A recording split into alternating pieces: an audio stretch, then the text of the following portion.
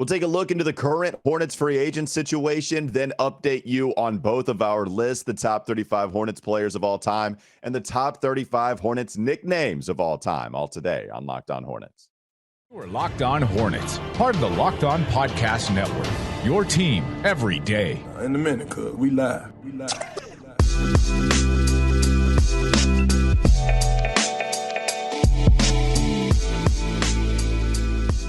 It's Locked On Hornets, part of the Locked On Podcast Network. It's your team every day. Thanks for making us your first listen. We're free and available anywhere you get your pods, and that does include YouTube. This episode is brought to you by FanDuel Sportsbook, the official sportsbook of Locked On. Make every moment more. Visit FanDuel.com/LockedOn today to get started. That's Doug Branson. You can find his work on his Substack, EveryHornetsBoxscore.com. You're sitting down again, Doug. Did you squat once more, or did you decide to, quit working out after one day? I almost quit. I almost did. But I'm thinking about my baby. I do have a baby. I don't know if you know this. I want to stay healthy for the baby. I want to try to keep it tight. You have a toddler now. Do we change the saying, or is it always a baby? I have a baby. No, it's always a baby.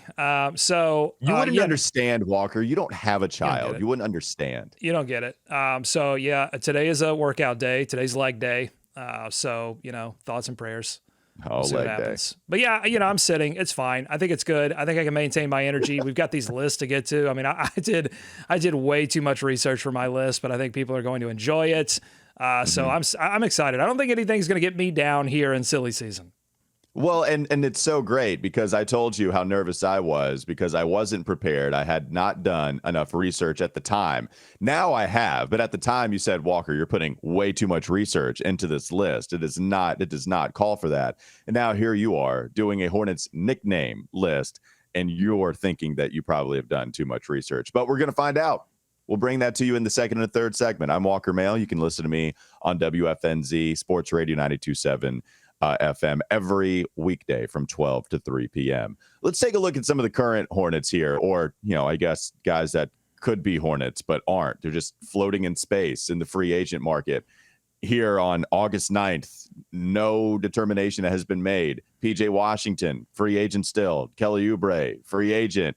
Teo Maledon, free agent. If you were to rank the top three free agents right now, I think most lists would have PJ and Kelly in that top three, and Christian Wood, another former Hornet. He's just there as well. You have had to don the purple and teal in order to be a best available free agent here this late into the offseason. Let's start with PJ, Doug, or we honestly can start anywhere you want. What do you make of both of PJ and Kelly? And then to a lesser extent, Teo Maledon, who did help this Hornets team. What do you make of all of these guys still being free?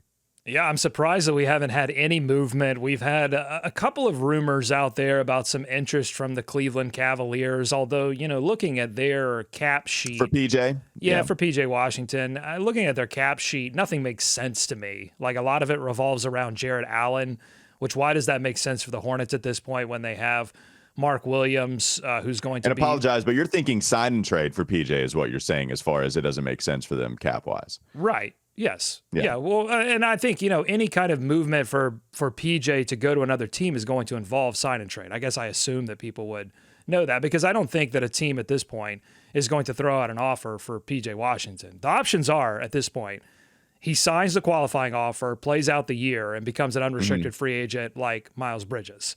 Or the Hornets and PJ come to some kind of agreement that probably revolves around the $13-14 million per year area. It's like slightly above the mid-level exception, but nowhere near the $18 million that 18 to 20 that he's wanted, demanded, whatever, word you want to use there. Or the final option would be some kind of sign and trade. And so when you look at Cleveland's cap sheet, nothing makes sense to me there. The Mavericks, also a name that I keep seeing among these rumors, even though, they got Grant Williams, we know that, but they're still, they want to win. The Dallas Mavericks are desperate to win while they have this Luka Doncic, Kyrie Irving window. And so I don't think it'd be out of the realm of possibility for them to continue to add 3-and-D talent, which is what PJ is. So all that to say, I think this ultimately ends with PJ returning to the Charlotte Hornets, but the Hornets are playing hardball right now. And I don't know how long this is going to take. It took a while to sign Kelly Oubre in free agency when they did so a couple of years ago. So I think the Hornets are going to be patient with this one as well. This doesn't feel like a year where they are desperate to contend. So, they're not exactly, and you heard even Rick Schnall made a throwaway comment of if PJ's coming back in that either the media availability after the press conference. I don't think it was said at the press conference, but during one of the media availabilities, he said, if PJ comes back. So, they're playing hardball right now. We're going to see how it turns out. Yeah. I mean, the PJ Washington one, the market is weird how it played out, asking for money that no other team is willing to give him an offer sheet and, call the Hornets on it at least. And so a team like Dallas, they go after Grant Williams, who was only just a tick above the mid-level exception. Remember when we had those rumors about the Hornets being interested in Grant Williams, but just a little too much above the mid-level exception? Dallas able to pay it, and so they go after him. And the Hornets, they weren't willing to go a cent above the MLE, and that's how Dallas is able to land Grant. And now you're right. I mean, they are playing hardball with PJ. You and I both have done the Kelly Oubre episode, where as we go deeper into the offseason, do the chances increase that he returns to Charlotte? But you and I both have said no. The face indicates that you might have different thoughts here, Doug. Do you have different thoughts on the chances of Kelly Oubre returning? I feel like I go back and forth every day. Every morning I wake up in a cold sweat. You scoffed at the idea the first episode that we brought it up. Yeah, now it's a little limbo-y. I know, but again, I can't fall back on a couple of things. One, I don't think the Hornets are really serious about making moves in the Eastern Conference. If it happens, great. It's not like they're trying to lose, but I think they are in a liminal state this off season where they don't really want to contend, to do what it takes, to spend the money, to go after the players. I mean, really all that's been done at this point. That you couldn't even acquire the talent really at this point to make that kind of move.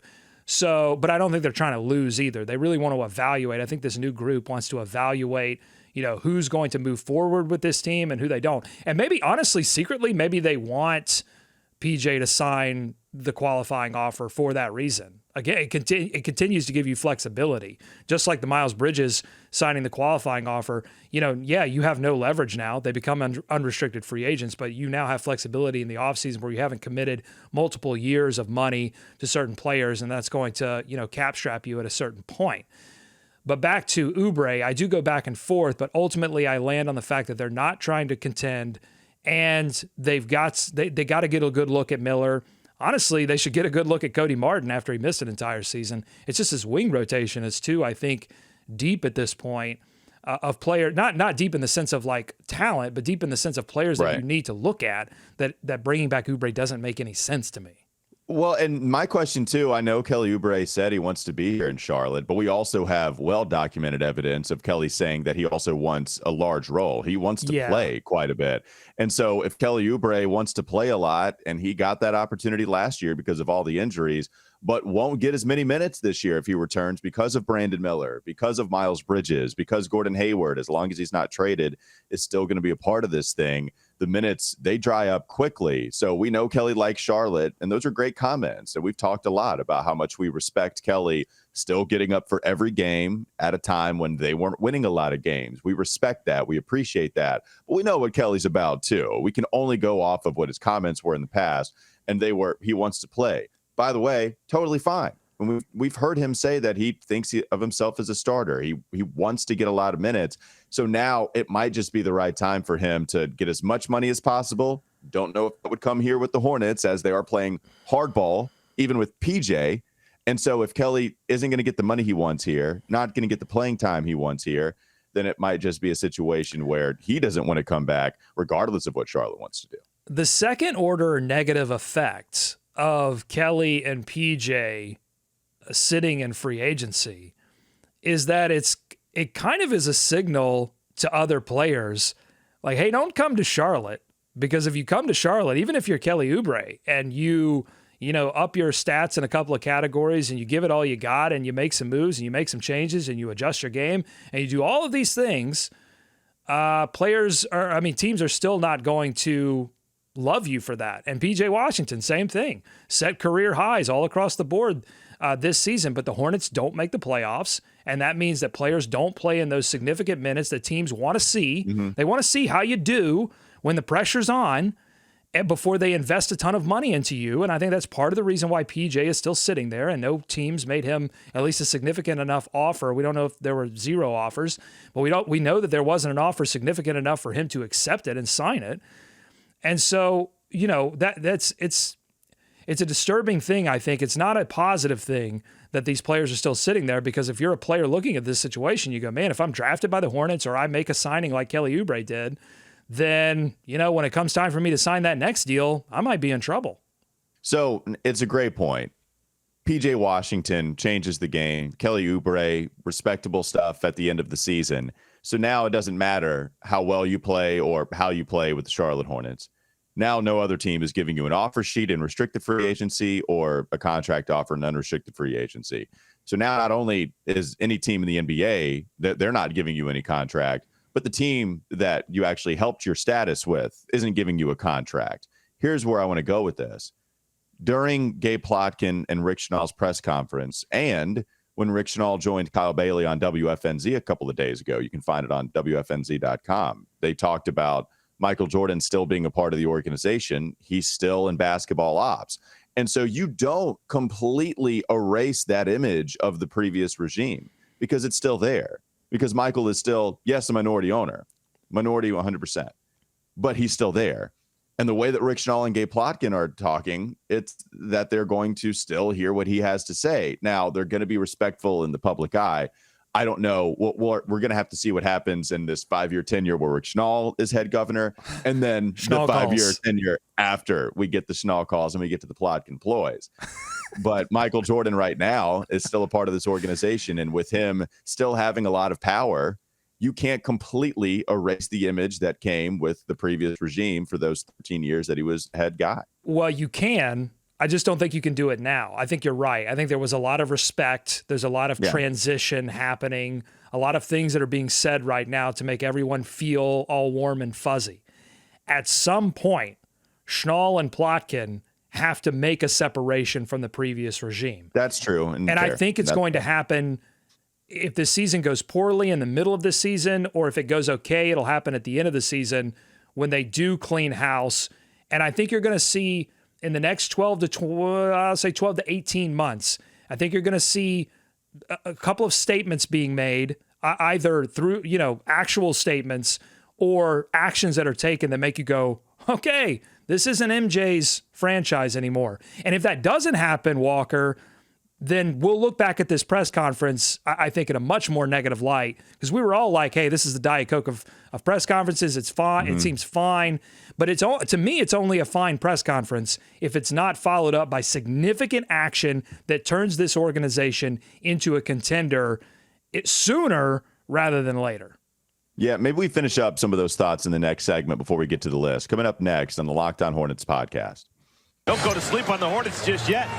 Rick Schnall joined Kyle Bailey. We can get to some of those comments, but really, those next segments are reserved for the top 35 Hornets of all time list and the top 35 Hornets nicknames of all time list. It's coming up soon, but not before we talk about FanDuel. This episode is brought to you by FanDuel, and football season is here. They're about to kick off. FanDuel is giving you the chance to win all season long, because right now, when you bet on a Super Bowl winner, you can get bonus bets every time they win the regular season. Just pick any team to win the Super Bowl, and you'll get bonus bets for every victory. You can use your bonus bets on spreads, player props, over-unders, and plenty more than that. So visit FanDuel.com/lockedon and start earning bonus bets with America's #1 sportsbook. That's FanDuel.com/lockedon. Again, FanDuel.com/lockedon. Or Locked On Hornets coming up next.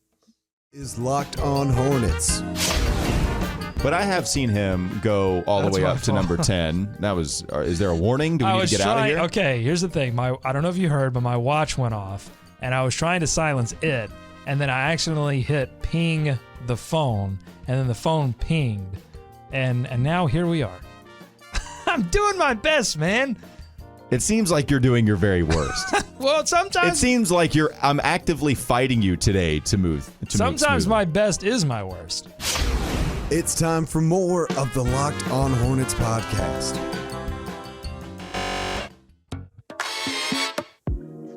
You brought up the long-term evaluation for Rick Schnall and Gabe Plotkin, because you're right. It is going to take a long time to try to figure this out. We had this conversation on WFNZ different checkpoints that you can go to before we see real change. And that's hard to do in the short term with new ownership because it takes time before you see the impact of new ownership. Now, there are different things that can come about. I know Rick wants to, Rick Schnall was talking about this. I call him Rick. We're already buddies. So Rick was already saying about how they want to have changes to the stadium pretty immediately. They want to get working on that right away. They talked about the practice facility. Blah, blah, blah, blah, blah.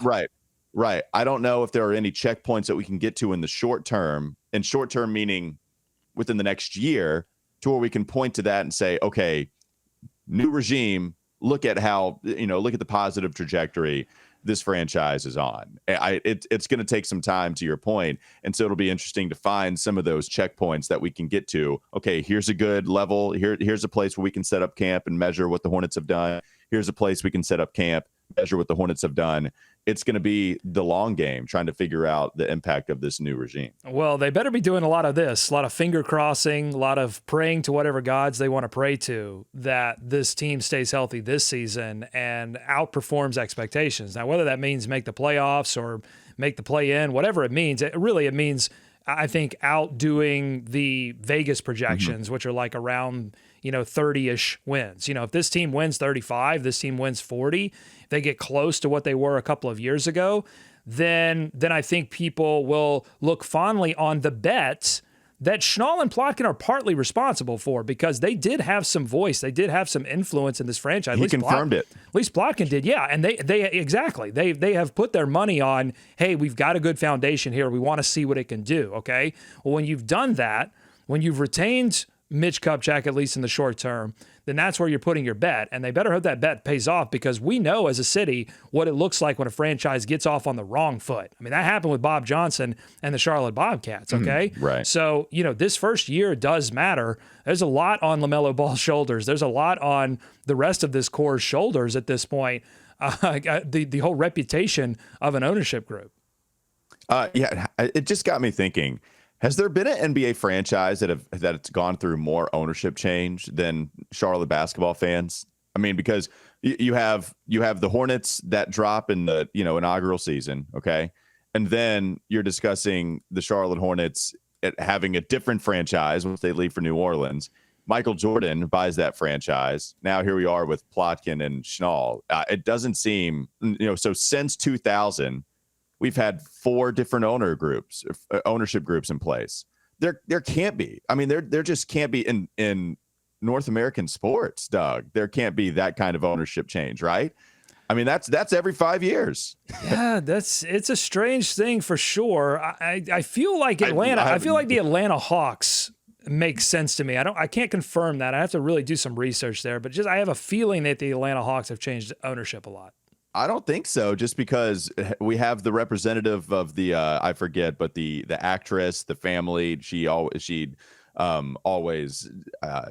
the person, the representative of the Hawks franchise in the NBA draft lottery. I forget her name, but yeah, anyways. All right, weird thing. Let's go to the list, Doug. Let's have some fun. So this is fun, but also pretty excruciating, at least for me, because, the top 35 Hornets list, this list is made to be ridiculed. Like, I know what I'm getting into. I know what you put me in. In fact, this was my welcome to Locked On Hornets party when you had me on this scene right away. You announced me hosting this podcast. Here you go. Wolves eat. Okay. That's what you said. But now I'm in a much different space. I feel very good about this list and the changes I made to the previous list. We'll see what we can do about that. Yeah, I know. Thank you. How do you want to do this? By going like 4 or 5 at a time? Maybe we just I have them broken off into sections. Oh my God. So, right. Just do 5. You're making this way more difficult than it needs to be. You're wasting time. You're wasting precious time that you could be using to analyze your list. Okay. Just tell me, give me 5 names or 4 names, because we've already done one. Hey, look, we've got plenty of time. Okay. It's August 9th. We've got plenty of time. Let's slow down the content train. Why? You're a producer. Why are you trying to speed this thing up? So this section is called from 35 to 31. Mm-hmm. This section, the theme of it is called Hornets scoring it. Okay. Hornets scoring it. 35, the 35th best Hornet of all time. I made a change, by the way. Sorry, Cody, you're moving up. Whoa! 35th best Charlotte Hornet of all time. Wait a minute. We've already put the name on there. You can't change it already. Nope. This is what's great. You know what I've realized in my 5 years of hosting this show? It's great because I can change it. I thought about that. I was like, well, we already aired it. I can't change it. But I was like, wait. Yes, I can. You are Kevin. You are Kevin O'Con, man. I have the power. You are phony Gavoni right now. You are everything that I hate about sports punditry, which is I'm going to be right until I'm wrong, and then I'm going to change it so that I'm right. Go ahead, number 35. Yeah, all right. Number 35, Cody Zeller moves up.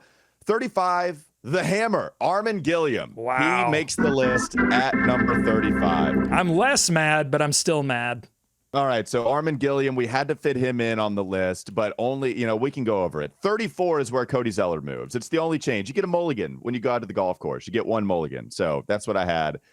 Bad tee shot. Cody Zeller moves up to 34. Just felt like Cody played too much to be behind Armin Gilliam. So Cody Zeller moves to 34. You got the fanfare ready?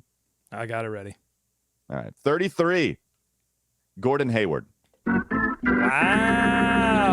Wow, Gordon makes the list. I didn't know if barely. Gordon was going to make the list. Yeah. I mean, Well, I think you were already barely. making people angry because a lot of people have some negative feelings about Gordon Hayward and his injury history.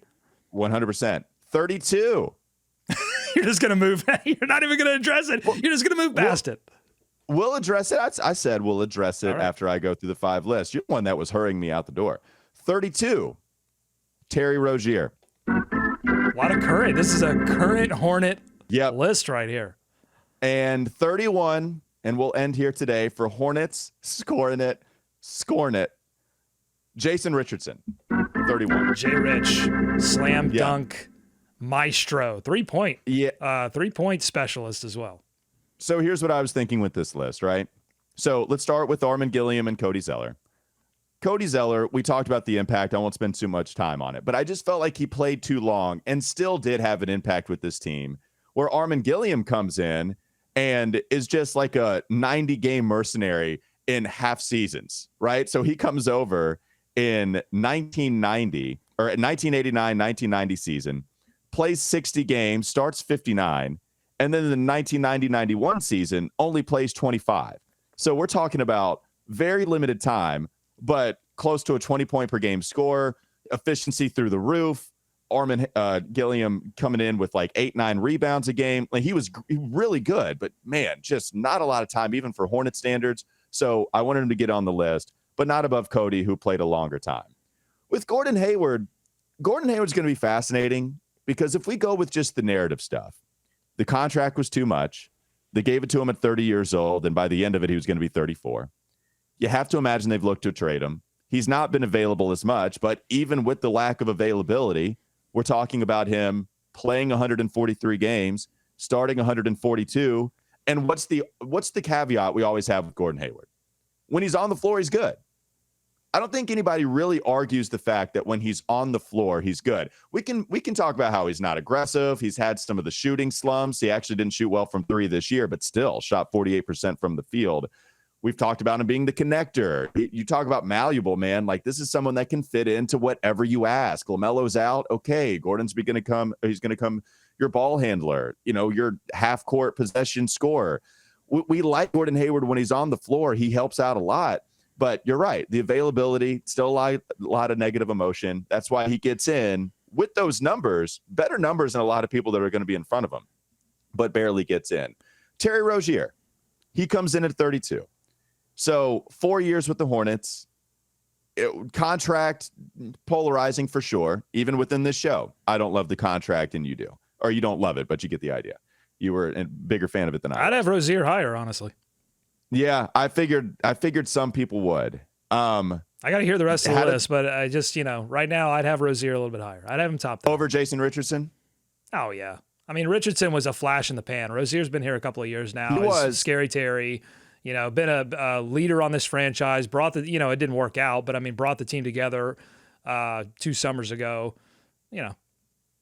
So Terry above Jason Richardson, I could deal with. Jay Rich just comes in.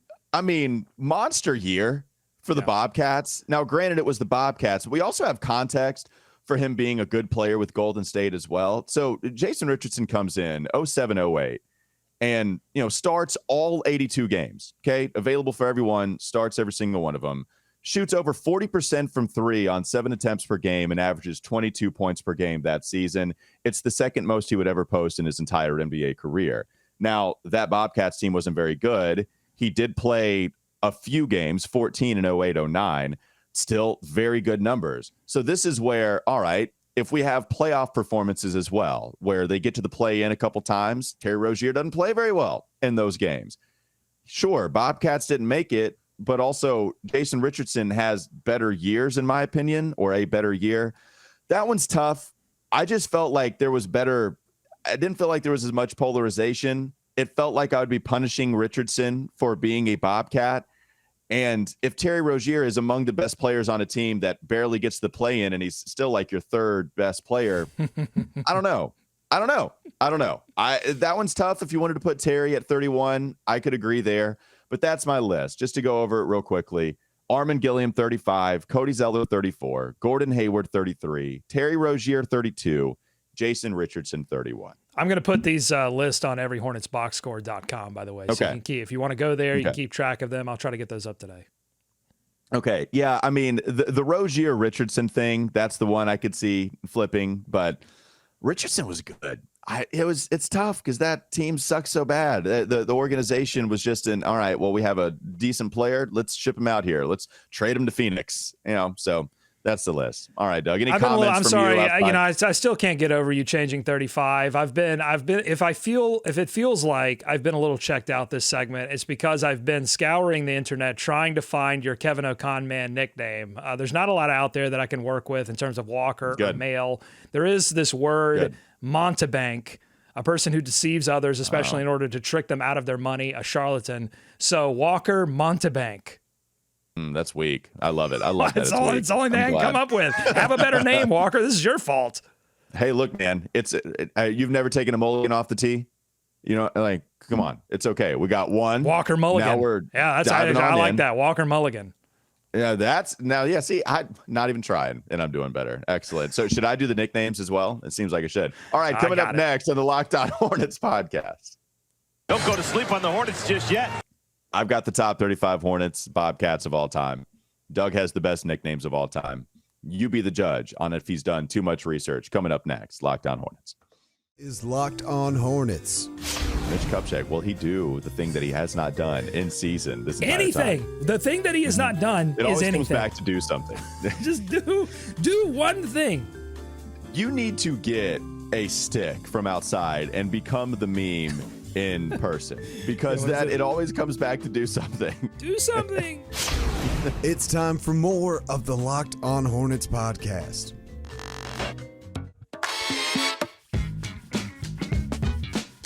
Floor is yours, Doug. You can choose to do this however you want to. Just give us the top 5. You've already given us 1. So if you want to give us the next 4, however you want to do it, I'm not going to be nearly as judgy. Well, I've made a change at number 35. Good. You should.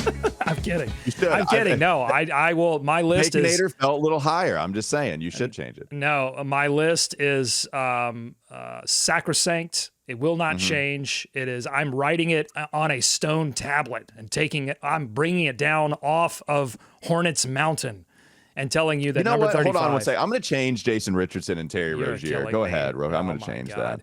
Dwayne Baconator is number 35.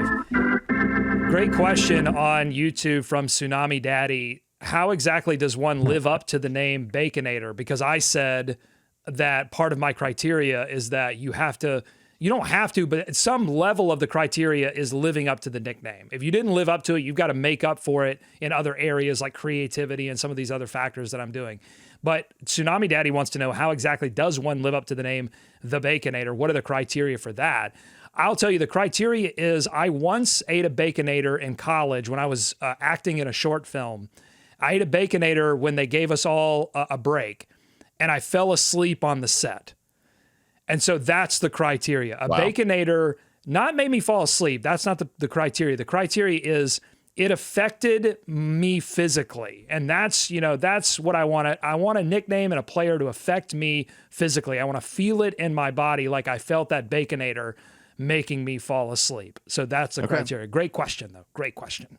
No, I was curious. Go ahead. What's number 34? Number 34. We've talked about this one a lot, Walker. This person showed up in Who Wore It Best. The first person ever to have a Who Wore It Best and be featured on the top 35 Hornets nicknames list. It's Gerald. World-class glass. Played on a 95-96 Hornets team, the only year that he was a member of the Charlotte Hornets. Weird team, that 95-96 Hornets team. If you don't remember, Walker was the last Alan Bristow year. He was let go. They mutually agreed to move on after a 41-41 season where they missed the playoffs. This is the year after they traded Alonzo Mourning, brought back Glenn Rice and Matt Geiger. Both of those will show up on this list, spoiler. And it was the only Glenn Rice, Larry Johnson year, but it was forgettable because Muggsy was injured for a majority of the year, and they just underperformed that year. They brought Kendall Gill back and then traded him again. LJ was pissed off that they were trading people that he didn't want the team to trade. And then, of course, in the offseason, they trade LJ for Mace. So they bring in Cowens and they go on to win 50 games a couple of times. Also, in that year, they rallied to beat the Bulls by 1 point in March, one of only 10 losses for that storied team. So what do you think about that, 95-96 Hornets? I think that's a lot of research for world-class glass. I told you, world-class glass. What a nickname. It just, there's a beauty to it. Really there's good. a sing-songy nature to it. I like that. You'll hear some nicknames that I have on here. If they roll off the tongue really well, I'm going to rate it high. Gerald, world-class glass. I mean, listen to that. This is an audio. This show started and is still in the audio space. So when I say Gerald, world-class glass, I mean, that's fun to listen to. Like molasses dripping out of your mouth. All right, what's the next one? World-class molasses. That's a good one, too. All right, number 33, Mick Bob, Josh McRoberts. That does not roll off the tongue. Does not roll off the tongue. It is really simple. You're right. I like the simplicity of it. Josh McRoberts from Carmel, Indiana. I don't know if it's Carmel or Carmel. You're the Indiana expert. Carmel? It's Carmel, yeah. So Mick Bob, he had the long hair like me. He had the facial hair like me. And there is the stereotype of that particular look that I think does signify a little bit hillbilly. It does signify a little bit hick. And I'm not putting any positive or negative connotation on that. I'm just telling you that that's what it gives off. I know, I wear it every day. Kind of like a chillbilly. Like, he was a cool dude, so maybe we go with the chillbilly. I like that. I don't know if you came up with that off the dome or if that's a thing, but I like that a lot. Yeah. Mick Bob. So Mick Bob fit in that way, I think. It just has that little like, Mick Bob. Hey, there's old Mick Bob. Here's my question on Josh McRoberts. Was the defining moment of his career as a Charlotte Bobcat, which was brief, was his defining moment the elbow to the throat that he gave LeBron James in that playoff series? Well, he had some sick dunks, too. Basically, it's just the year where he did everything. Like, you could run your offense through him because he was such a good passer, and you just had dudes cut off of him. I don't know specific plays. I just remember the year where Clifford loved him and was angry at the organization for not bringing him back. I think that's a thing. Yeah, sure. I think. Okay. Whatever. You didn't do that research, but that's fine. I didn't know. I just researched. I did watch the elbow to the throat that he gave LeBron James in that playoff series. My question on that is, did it change NBA history? Because Miami would go on to lose that finals against San Antonio. And then, of course, LeBron James would move on from the Miami Heat. No more championships for LeBron in Miami. He would move on to Cleveland and play the Warriors. So, yeah, I mean, that elbow to the throat, did it change NBA history? Did that, hurt LeBron James in some way, limit him in some way? We'll never know. We will never know. Number 32, Lord Byron Mullins. Lord Byron. Oh, no. I think this is one. So obviously, I have an affection for Byron Mullins and what he was able to do for one of the worst teams in NBA history. He brought joy to that team. He brought dunks that a guy that looks like Byron Mullins should not be able to do.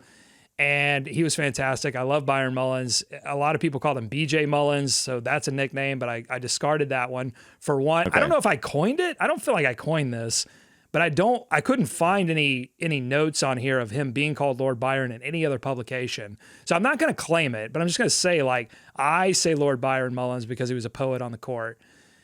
And a poet with the dunk, anyway. So, yeah, there you go. Lord Byron, number 32. All right, Lord Byron. That's one I probably would have put a little bit further back, but that's okay. I think this is what we should do. Your list should be finalized. My list should just be introduced by sections, and then we work it out, and then we try. Because you're right. I like Terry Rozier. Yeah, you're the Cody stand-up Zeller, comedian. I think that's fine. You're the stand-up comedian workshopping your material, in some dingy club on 22nd Street. And I'm on. I caught them before they got big. That's what people are going to say about this list. You know, I got a Netflix special before they got monstrous. I got a Netflix special. I'm on Broadway. You're on 22nd Street. So you keep workshopping. I'm just going to tell you that number 31 is the rifleman, Chuck Person. That's a great one, and that one like holds up it's nationally known. People know the rifleman. I don't know if people know Lord Byron.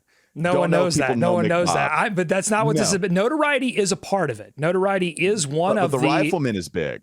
Yeah, I don't know if I've said this yet, but there are 34 distinct criteria that I used to create this list. Okay, and one of the 34 was notoriety. Like that did help you, but it wasn't all about that. One of the other criteria is if I created or made famous the nickname, then it got a lot of points, okay? If it was a unique creation of the Locked On Hornets podcast, then I gave it some bonus points. And I'm not sure Lord Byron was, but I'm not sure it wasn't either. So maybe I got half points for that. Anyway, the rifleman, Chuck Person, he was nicknamed after the star of the 50s Western TV show of the same name, Chuck. The name was the Rifleman. The TV show's name was the Rifleman, but the star of that show was Chuck Connors. So Chuck Person, Chuck Connors, also because he could shoot, the Rifleman, shoot.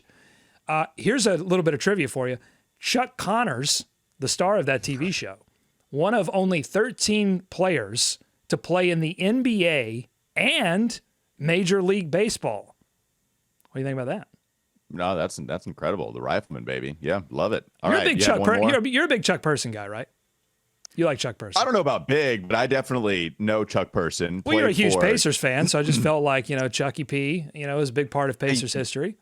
But that was a little before my time, though. Excuse me. He's getting me choked up, Chuck Person is. So when we talk about the Pacers, my introduction to the NBA was that 2000 NBA Finals team against the Lakers, and Person wasn't on that. So he was a little before my time, but then you learn the history, and so you definitely know about it. Will you award me one more moment to give you a good Chucky Person story? I don't know if it's a good Chucky Person story, but it's a good story involving Chuck Person. Sure. Yeah, go ahead. We're already here. All right, so this is the day after Christmas in 1990. How old were you in 1990? Were you born? Wasn't thought about yet. He did not. D&E did not exist. Walker, the day after Christmas in 1990, the Pacers suited up against the Celtics.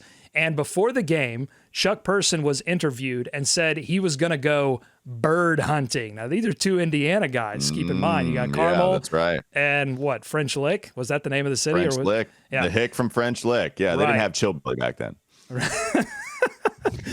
So Chuck Person was interviewed and said he was going to go bird hunting. Well, we know that Larry Bird he was a master trash talker and did not take kindly. So was Chuck. Chuck would talk, man. Goodness gracious, Chuck would talk. Right. So Bird was told of the quote and said he had a Christmas present for Chuck Person that he'd give him during the game.